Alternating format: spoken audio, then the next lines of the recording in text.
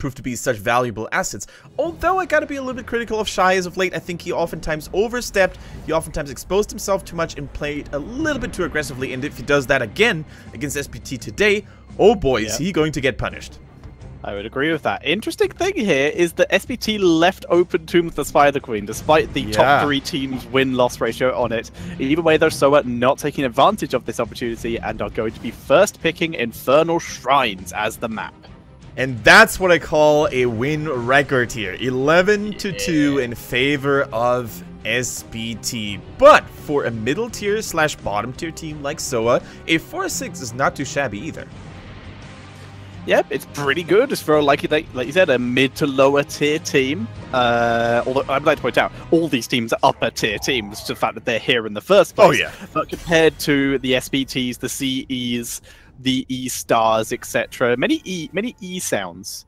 So yeah. I mean, it's always easy to talk down on some of the teams when they're not looking as good, but rest assured that they would probably still own you and your buddies in a 5-man team league game all day, every day. Absolutely. Not even a question about it. The amount of builds I've stolen from this Chinese HGC have been marvelous.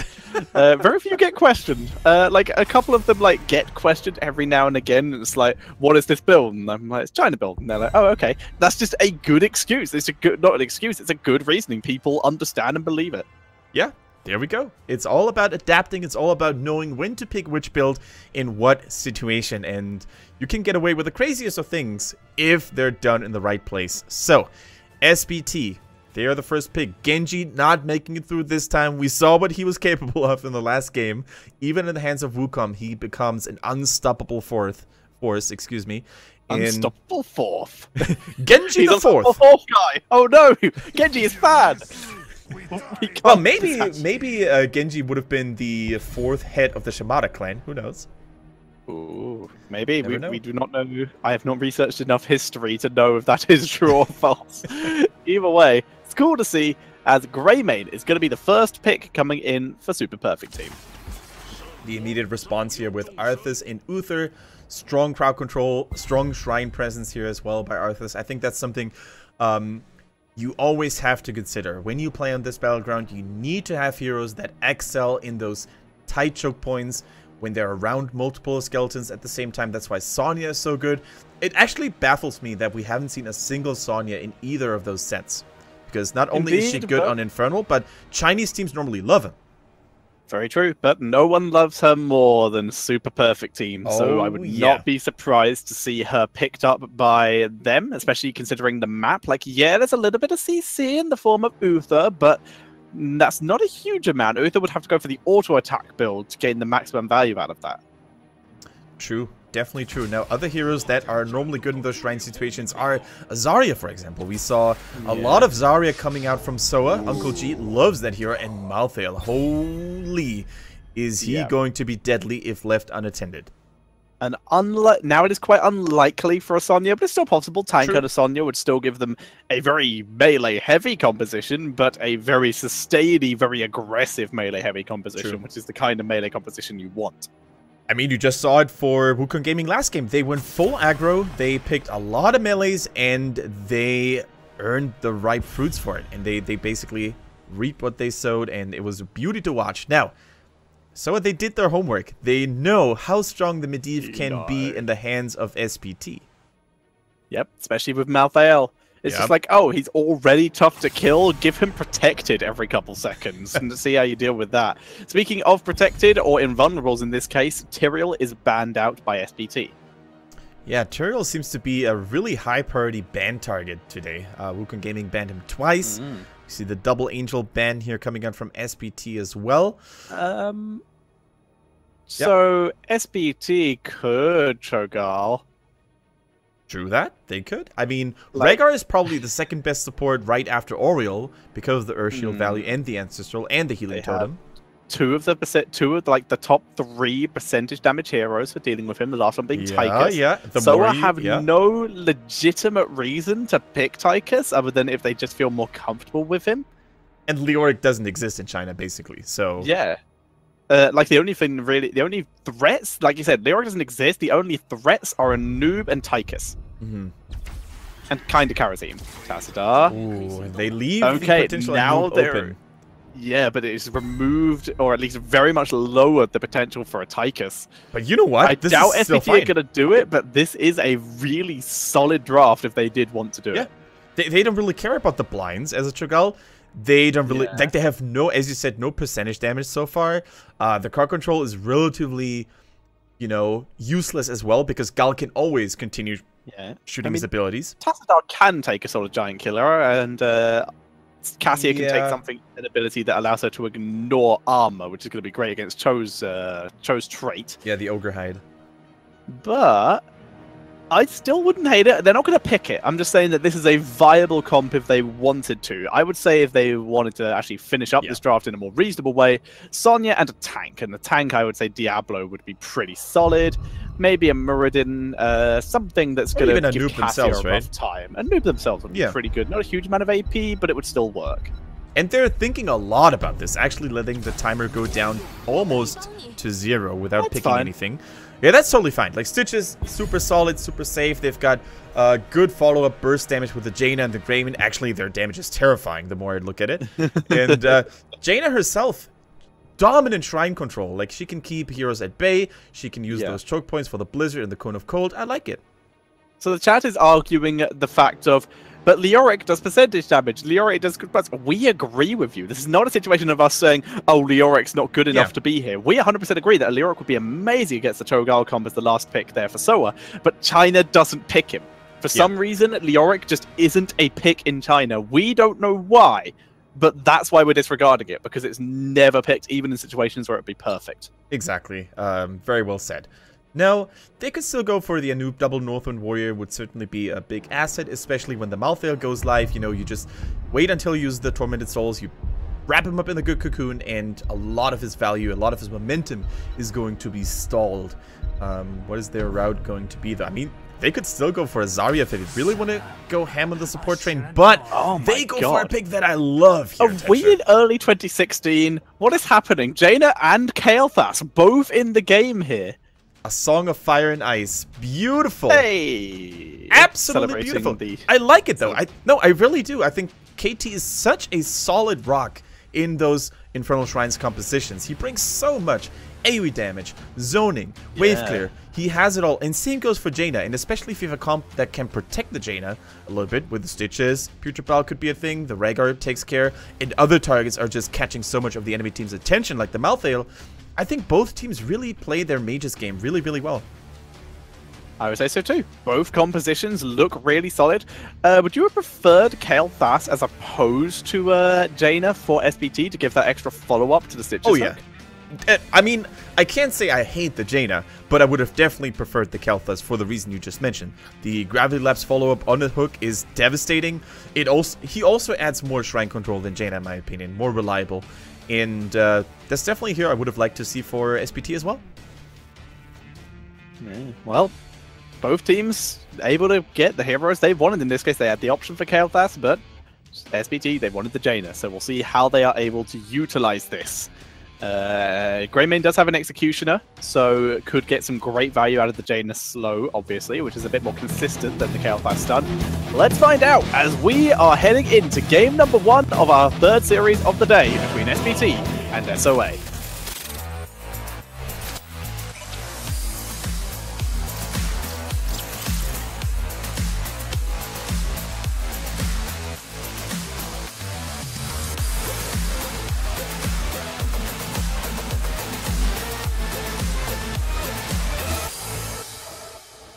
Alright, ladies and gentlemen, will the train of upsets continue, or will it come to a stop here between the first game, we're in the first game between SOA and SPT. For SPT in the blues, we have Quentin Zhao on the Jaina, Melody C on Greymane, Misaka on Stitches, Wings on the Malthael, and Zizzy H plays good old Rhaegar.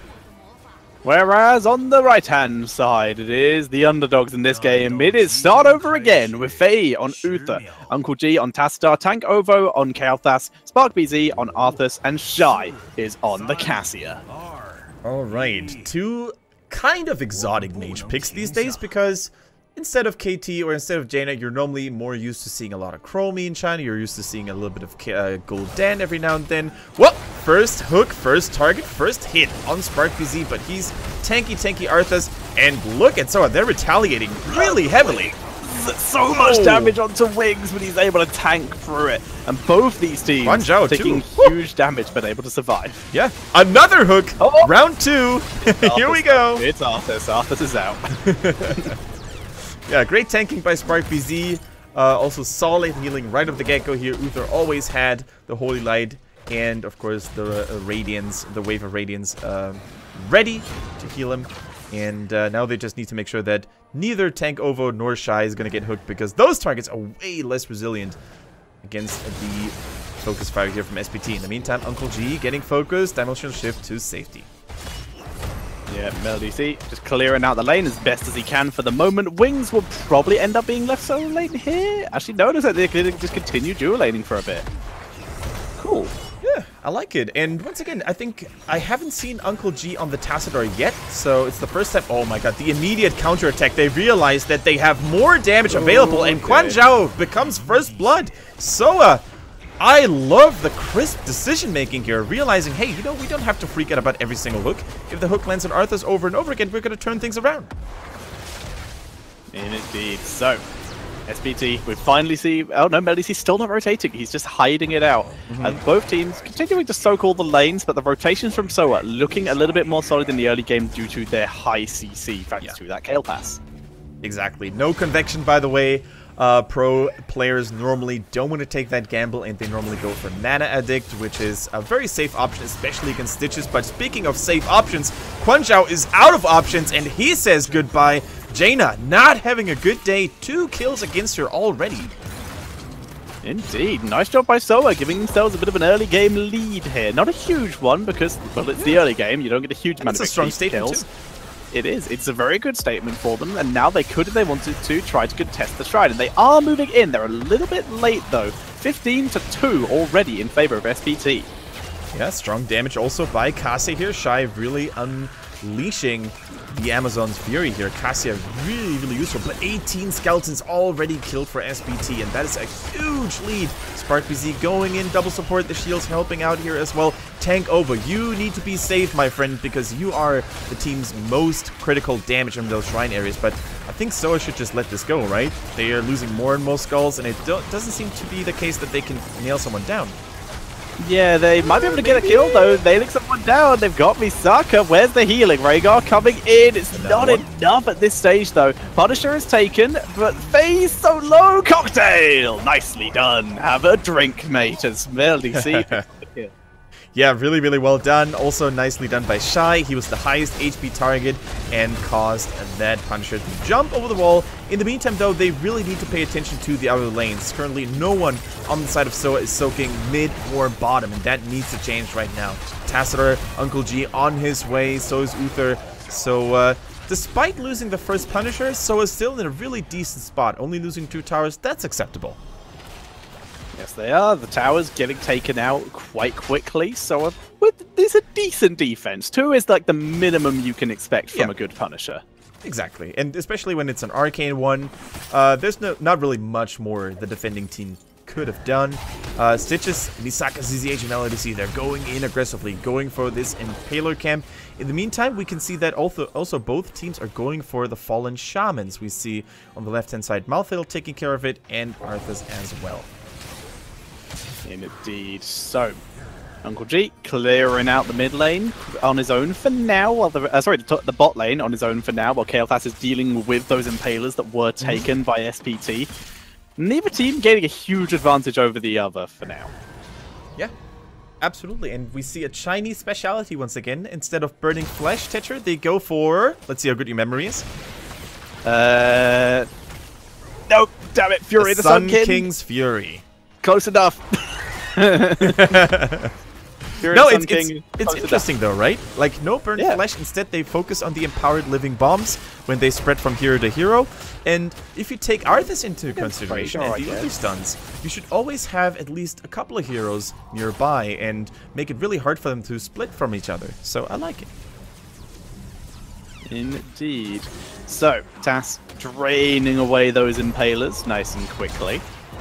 Trying to avoid taking too much damage. We see Faye taking lots of damage from the wings, actually, as he goes in. Cassia turning it round, Lightning Fury. Oh no, that's not Lightning Fury. There we go. That was Lightning Fury. Thanks to the charge strikes, getting the kill. Yeah, retaliation coming in though for SPT. They take down Uther, but he continues to heal.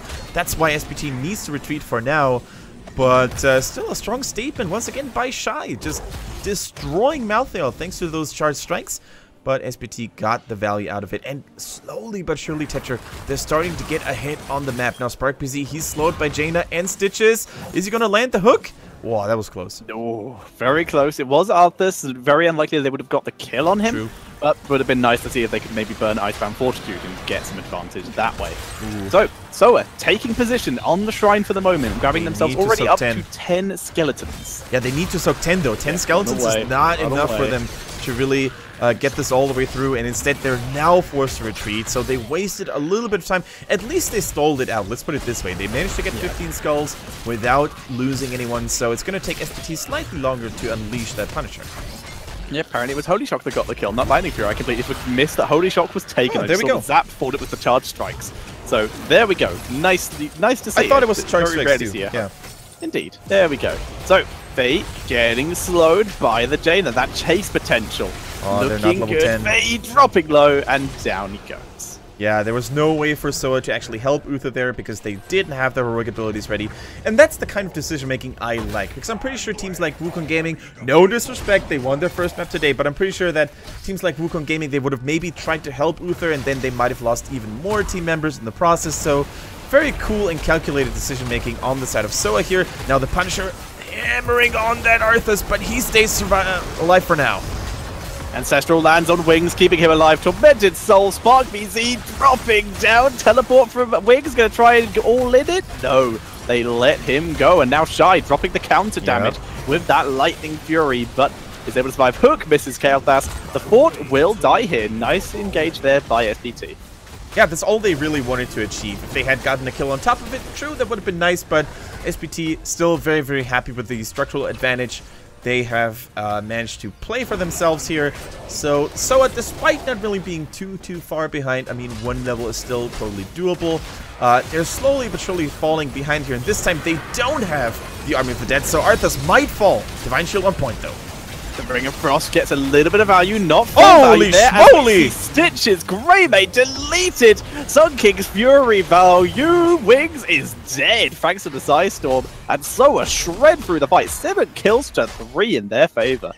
Did I tell you that I really, really like Kael'thas? And I think these situations show why. The moment even a team like SPT walks into that choke point, walks into a very tight spot, you're just going to unleash your Sun King's Fury, you're going to drop all those fire and flames on them, and they're just going to fall. They're just going to die, especially when there's no Ancestral at the ready. SOA doing their best, SPT doing their best Dragon Force impression, walking through the fire and the flames, and they did not carry on, unfortunately, though. Got completely shredded. Yeah. And like you said, this is why Kael'thas can get so much value in these kinds of team fights. Yeah, absolute crazy damage from Tank over there, also landing every single spell there. The Phoenix, the Flames and the Flame Strikes, they all connected, and all of a sudden, what used to be a one-level lead in terms of favoring SPT has now become an absolute even game again. So, ladies and gentlemen, the show is on. We might get to see yet another upset because the Chinese underdogs today, Wukong Gaming, Hots Ladies, SOA, they all seem to be on fire, and it's just such a pleasure to watch those teams improve. This is such a strange day. This is just happening, where all of our top teams are starting to struggle against our mid-tier teams. SOA trying to take a game off of SPT as they move in, putting pressure, and down goes Rhaegar. Another kill, 8 kills to 3 in favor of SOA. That is huge. Without the main support, there is no way SPT can continue the fight. I mean, 13 talents are also here for SOA. I do want to highlight a couple of those 13 talents, by the way. Let's take a look at Tassadar, for example. Uncle G, he went for Deep Shift, which is normally not what we're used to seeing. Normally Nullification or Adun's Wisdom are the go-to choices. Allows him to stay safer a little bit longer. and also increases the movement speed bonus, so he can chase down people, he can escape from people a little bit more efficiently. Let's see how much value that talent is going to have. Also, look at the level 13 for Kel'Thas texture. That is going to be the slowing one, or is that the radius one? No, it's the slow. It's the fission bomb. Excuse me, it's the fission bomb, so it's the radius. My bad. It is the radius. Down goes the... No! We're seeing him survive. Malthael tanking through this, dropping so low, but he finally gets finished off here. Kel'Thas and Greymane and Malthael already taken out. Misaka, you're on the wrong side of the map, friend. He finds an Uncle G, snipes himself a kill, but now he's being chased by Shy. Gets him with the holy shock. 3 for 2 in favor of SOA. They're still winning. They're still winning. Tank Ovo and the Kel'Thas, he died so quickly, but still it was not enough for SPT to dominate the teamfight because they used so many resources, so many cooldowns on killing the Kel'Thas that they actually lost team members themselves as well. And Uncle G, he's only a small sacrifice to pay because look at the damage, look at the Punisher just hammering on those structures. And, you know, 15 to 14 in favor of SOA. I like it. And now, if you think of the increased radius, the explosion radius for Kel'Thas, the Sun King's Fury, excuse me, makes a lot more sense, right? Yeah, there we go. Hooray! Yeah, it does make a lot more sense. You get a huge amount more spread value if you do. If they a team finally takes the level 20 infinite spread, then basically that means objective fights are over every time. By Spark means oh come on. No, you can't live this. It's not okay. Thank you. There we go. Life makes slight sense again. Oh, Shy is going for it! How much aggression! Ball lightning! Oh, bounces forwards, not backwards. Chinjao is able to live, and Shy will pay for this, getting taken out. And finally, the bombs! Oh, bomb heal! They kill Fade. Oh my god. And despite their best efforts, and despite the great play of Tank Ovo, it does look like SPT will win this fight. They're just toying with them. Measure, and Tank Ovo, kill him! Tank Ovo will live, by the looks of it. Tank Ovo just won't let go. Blizzard? Okay, hit him! He's fine. He's fine. Piercing Q. Come on! Oh no, they're out of abilities and go through the gate. Yeah. And that is going to be SPT. No. Oh my god, the rest denies it! Just short. And oh my god, SPT, my heart! They are earning their way back into this game, barely. Tank Ovo. Absolutely playing with our nerves here. He had nerves of chills or nerves of steel himself here because he just refused to go back, almost got another kill in, but also you gotta give credit to the overall game knowledge of Misaka, expecting him to stand behind the gate, dropping another slam, and almost landing the hook as well. I couldn't have said it better myself, Aurelius. Tank Ovo on the KT playing with fire, quite literally. I love it. Yeah. So Tank Ovo, he has gone for the Fury of the Sunwell, that extra double explosion. Now this is better for sieging. There is another option you can go if you're going for the Living Bomb build, and that is taking the double Verdant Spheres talent, which allows you to get 3 Living Bombs in one fight, which basically guarantees the spread. But this talent is just a little bit safer, a little bit better, and it also makes more sense for if you want to play safe in that backline, you can still take a Flamethrower and still get value at level 20. Exactly. It's also slightly better when it comes to killing those skeletons, if they stand in your Flame Strike, that is. So it's a 17 against 17 situation here, and SOA shows no fear, no respect of the big name that is SPT. They just waltz in and they're like, this shrine now belongs to us.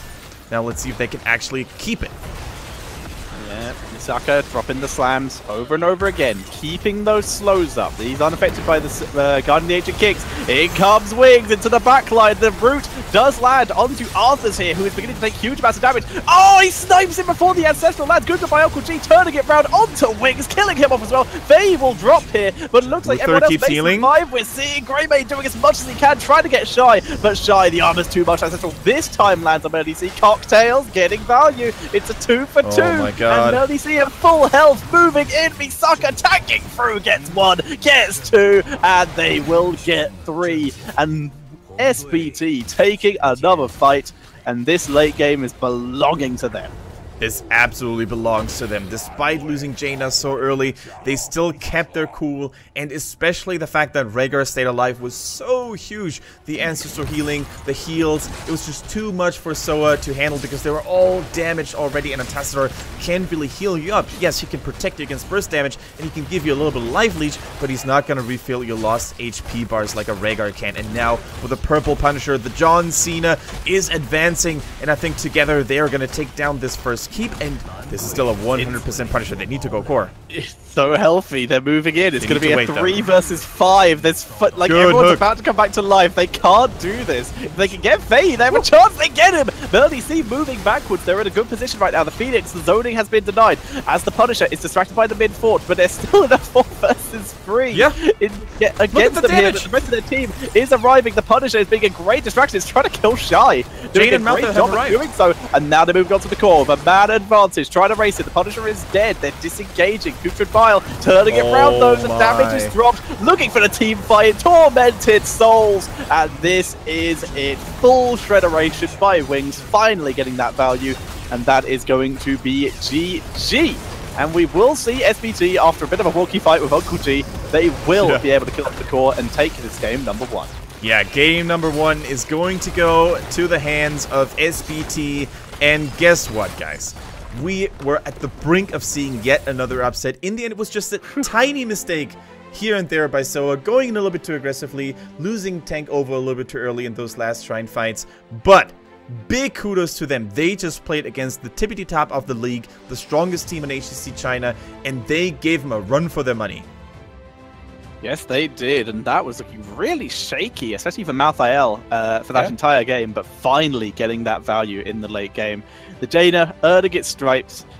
They took the series. They took the game, and this is what SPT need. They can afford to lose a game here and there, but they have honor to uphold at this point. They are currently about to be by our Clash. They're going to be. I don't think they count as champions after Clash. I think they do actually. Yeah.